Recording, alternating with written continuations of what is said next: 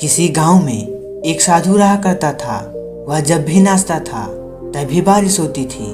इसलिए गांव के लोगों को जब भी बारिश की ज़रूरत होती तब यह लोग उस साधु के पास जाते और उनसे अनुरोध करते कि वह नाचे।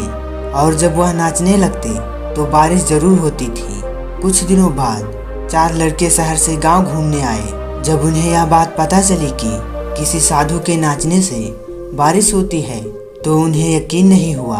शहरी पढ़ाई लिखाई के घमंड में उन्होंने गांव वालों को चुनौती दे दी कि अगर हम भी नाचेंगे तो बारिश होगी, और अगर हमारे नाचने से बारिश नहीं हुई तो साधु के नाचने से भी बारिश नहीं होगी।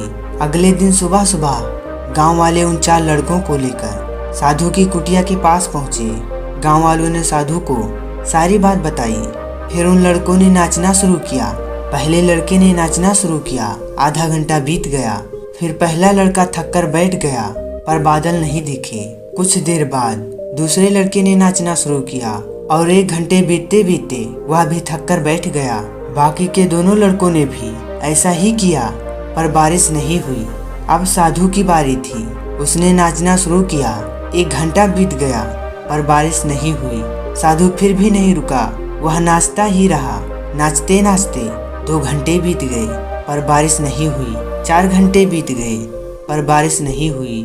लेकिन साधु तो रुकने का नाम ही नहीं ले रहा था। धीरे धीरे शाम ढलने लगी कि तभी बादलों की गड़गड़ाहट सुनाई दी और थोड़ी देर बाद जोरों की बारिश होने लगी। यह देखकर चारों लड़के दंग रह गए और तुरंत साधु से क्षमा मांगी।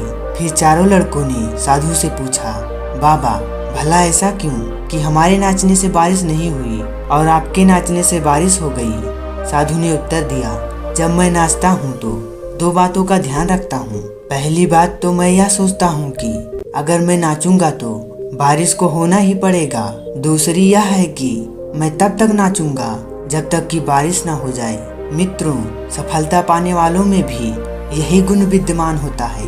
वह जिस काम को भी करते हैं उसमें उन्हें सफल होने का पूरा भरोसा होता है और वे तब तक उस काम को करते हैं जब तक कि उसमें सफल ना हो जाए। इसीलिए हमें सफलता हासिल करनी है तो इस साधु की तरह ही अपने लक्ष्य को प्राप्त करना होगा।